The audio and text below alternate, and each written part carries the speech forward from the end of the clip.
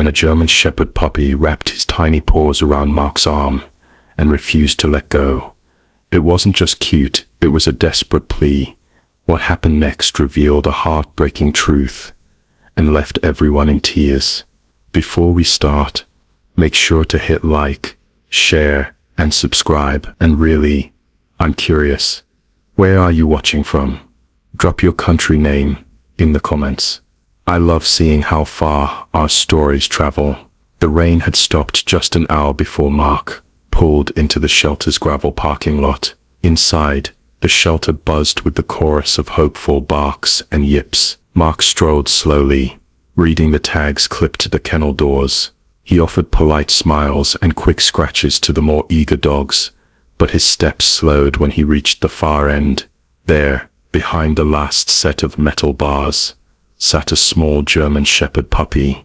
He wasn't barking or bouncing, he just sat quietly, his big brown eyes fixed on Mark, as if measuring him. His tail gave the slightest twitch, not quite a wag, but enough to make Mark pause. Something about this one felt different. Mark crouched down in front of the kennel, lowering himself to the puppy's level. "Hey there, little guy," he said softly, his voice barely carrying over the muffled sounds of barking from down the hall. The puppy tilted his head, ears perking forward, but stayed seated. Slowly, Mark extended his hand through the gap in the bars. The puppy hesitated for a moment, then crept forward on unsteady paws, sniffing cautiously. His warm breath tickled Mark's fingers, and then, without warning, he pressed his tiny muzzle into Mark's palm. Mark smiled, feeling the soft fur against his skin. He began to scratch gently behind the puppy's ears, earning a small sigh of contentment. And then it happened. The puppy lifted his front paws and wrapped them tightly around Mark's wrist, holding on with surprising strength. Mark chuckled at first, thinking it was just playful curiosity, but the puppy didn't let go. His grip was firm, almost desperate. His eyes locked on Mark's, as if trying to communicate something words never could. In that instant, the bustling shelter around them seemed to fade. It was just Mark and this tiny German Shepherd, connected by a silent plea. Neither of them fully understood, yet Mark tried to ease his wrist free, but the puppy only tightened his hold, small claws pressing gently against his skin. It wasn't rough or aggressive, it was as if he was saying, "Don't go, please." The look in the puppy's eyes stopped Mark cold. They weren't the wide, curious eyes of a playful pup. They were deep, almost mournful, shimmering with something that felt heartbreakingly human. A voice broke the moment. "That one's been here a while," said a shelter attendant, walking over. She knelt beside Mark and lowered her voice. He was found alone on the side of the road. No siblings, no mother. "We think someone abandoned him." Mark glanced back at the puppy, who still hadn't let go. The thought of him sitting alone in a cold ditch made Mark's chest ache. "He's been like this with a few people," the attendant continued. "But when they leave, he cries for hours. He doesn't want to be alone again."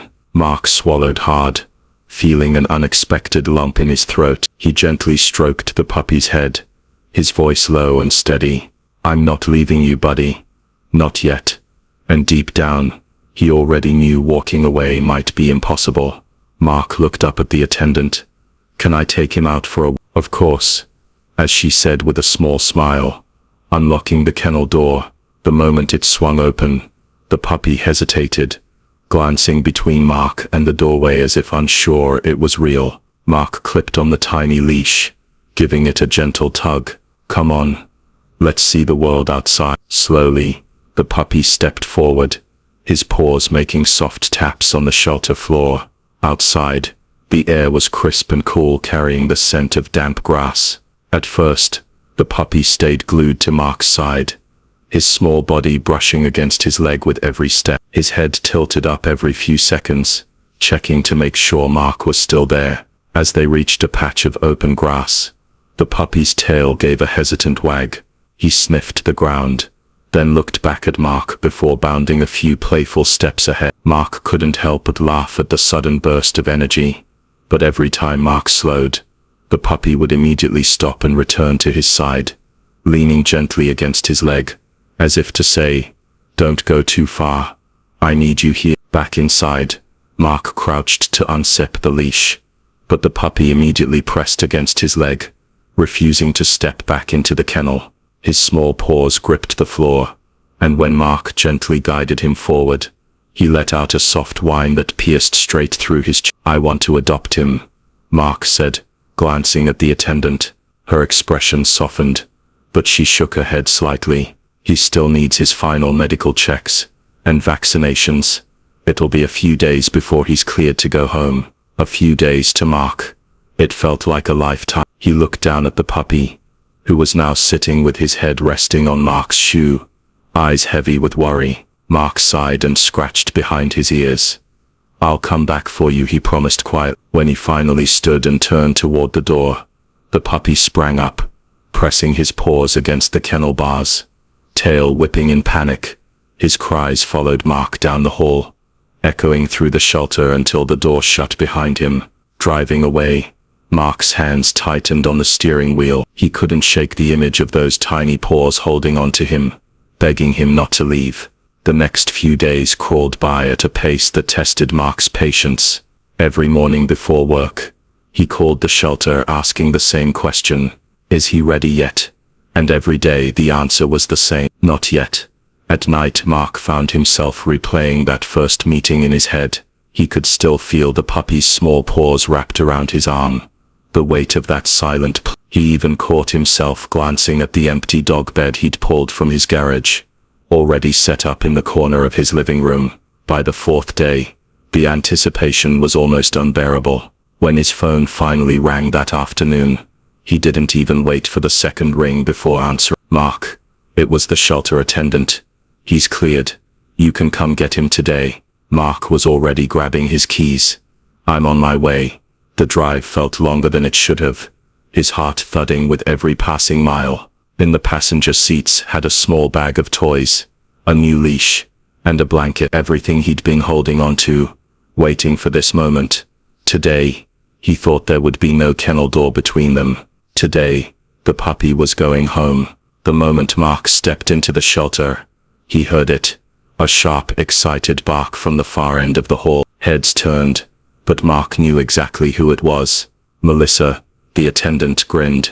"He's been restless all morning. I think he knew you were coming." Mark walked quickly toward the kennel, and there he was, the little German Shepherd puppy, tail wagging so hard it made his whole body wiggle. The second their eyes met, the puppy let out a high-pitched bark, and pressed himself against the bars, paws reaching out for Mark's arm. Mark knelt, and just like before, the puppy wrapped his tiny paws around his wrist. But this time, it wasn't a desperate plea. It was pure joy. The adoption paperwork was a blur. Moments later, Melissa handed Mark the leash. "Take good care of him." Mark clipped it on, and the puppy trotted proudly beside him toward the exit, stopping only once to look back, just a quick glance, as if to say goodbye to the place that had been his temporary home. When the sunlight hit them outside, Mark smiled. "Come on, Shadow," he said, trying the name out loud.